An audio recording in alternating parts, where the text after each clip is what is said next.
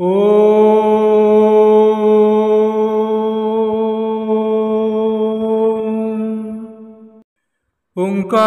बिंदु संयुक्तं नित्यं ध्यायन्ति योगिनः कामदं मोक्षदं तुभ्यं ओंकाराय नमो नमः।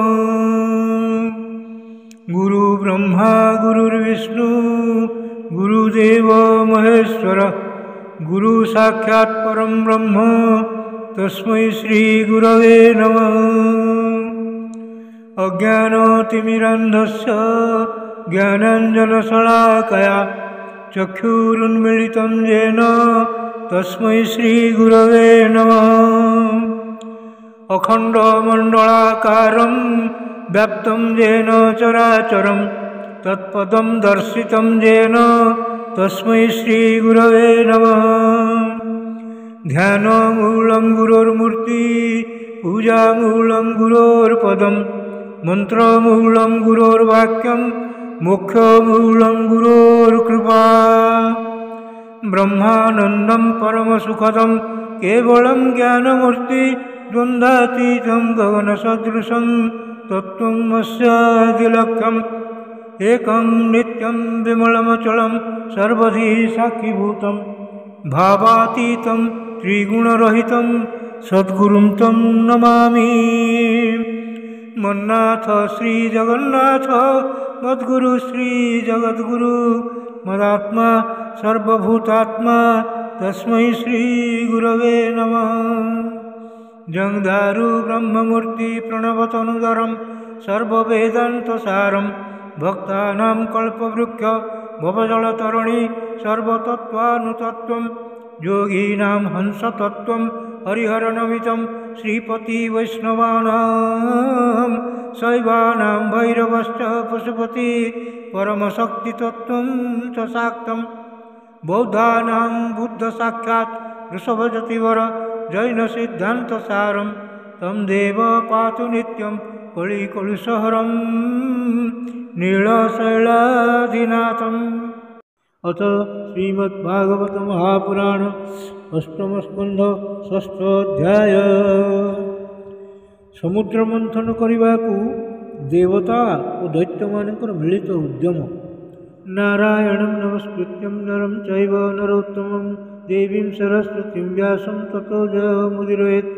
मूकं करोति वाचालं पंगुं लङ्घयते गिरिं यत्कृपातमहं वन्दे परमानन्दमाधवम्। निगमो कल्पतरुर्गलितं फलं सुखमुखातमृतं द्रवसंयुतं पिबतं भागवतं रसमालयं मुहुर्मुहुः रसिका भुवि भावुकाः। श्रीशुक उवाच एवं स्तुतः सुरगणैर्भगवान् हरिरीश्वरः तेषामाविर्भूतराजन् सहस्रार्कोदयोद्युतिः। तेनैव महसा सर्वे देवाः प्रतिहते क्षणा नापश्यन् खं दिशः क्षोणीम् आत्मानं च कुतो विरिञ्चो भगवन् दृष्ट्वा सह सर्वेण तां सच्छाम्बरकतश्यामां कञ्जगर्भारुणेक्षणाम्। तप्त हेमवदातेन लसत्कौशेयवाससा प्रसन्न चारु सर्वांगीं सुमुखीं सुन्दरभ्रुवम्।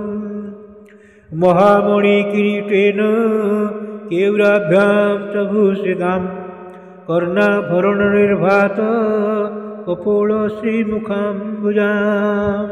काञ्चीकलापवलय हारानुपूरशोभिताम्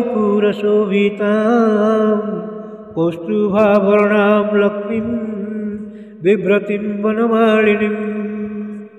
सुदर्शनादिभिः स्वास्त्रैर्मूर्तिं मद्भिरुपासितां तुष्टावो देवप्रवरः ससर्वः पुरुषं परं सर्वामरगणैः साकं सर्वाङ्गैरवनिं गतैः।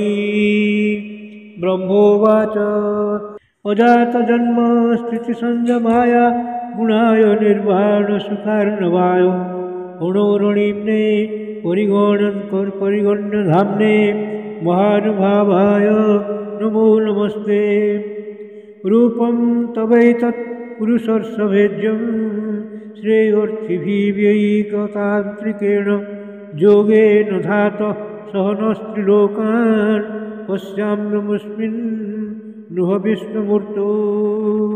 त्वयग्र आसीत् त्वयमध्य आसीत् त्वयन्त आसीत् आदिमात्मतन्त्रे त्वमादिरन्तो जगतस्य मध्यं घटस्य मृष्मेव परः परस्मात्।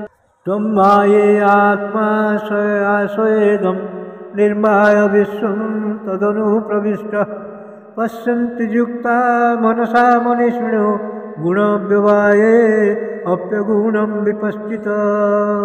यथाग्निमेधस्य मृतं च गोषु भूद्गण्डम् अम्बुजमने च वृत्तिं योगैर्मनुष्या अधियन्ति हि त्वां गुणेषु बुद्ध्या कवयो वदन्ति।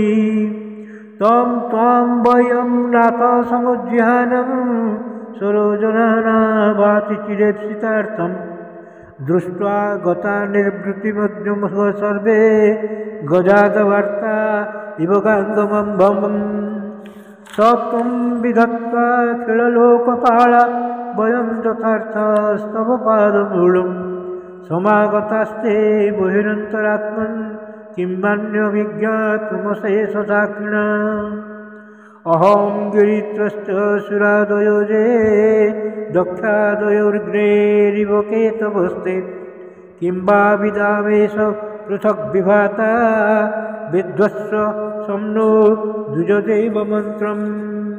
श्रीशुक उवाच एवं गिरिञ्चादिभिर्यस्ततस्तत् विज्ञाय तेषां हृदयं तथैव जगादजीमूतगभीरया गिरा बद्धाञ्जलिं सम्भृत् सर्वकारकान्।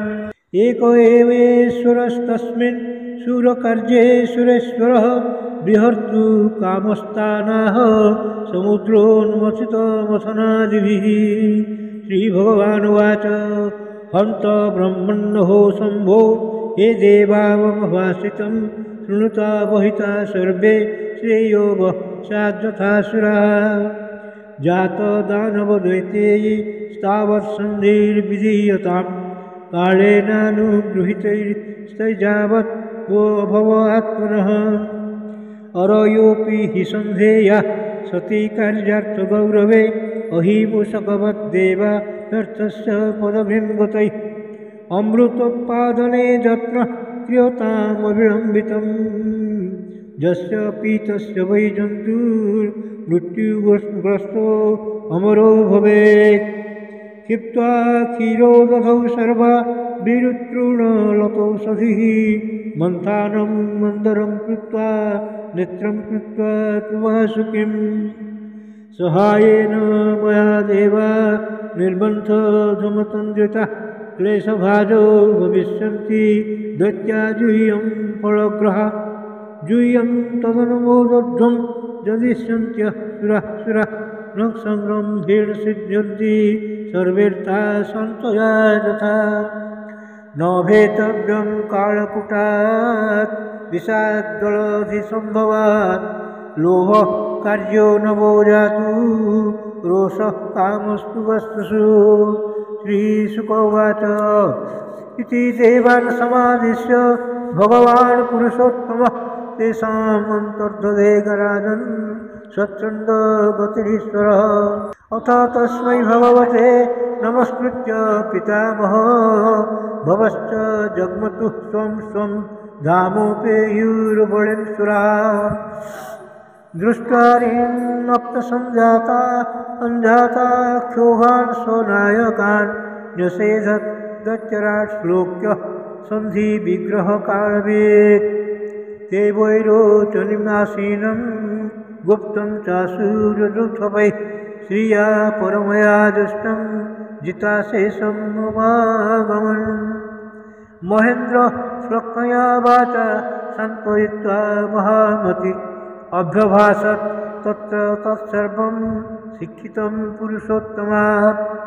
तदरोचत दैत्यस्य तत्रान्ये सुराधिपा शम्भोररिष्टनेमिश्च जेत त्रिपुरवासिनः ततो देवासुराः कृत्वा संविदं कृतसौहृदः उद्यमं परमं चक्रुर्नृतार्थे परन्तप तदस्ते मन्दरगिरिम् ओजस्पोषोत्पाट्यदुर्मदः न तन्त उदधिन्यो सक्तः परिघवाहन दुरभारोद्वहश्रान्ता शक्रवैरोचनादयः अपारयन्तस्तं गूढुं विवशा विजहुपतिः निपतंस गिरिस्तत्र बहूनवरदानवान् चूर्णयामास महता भारेण कनकाचलः तां तथा भग्नमनसो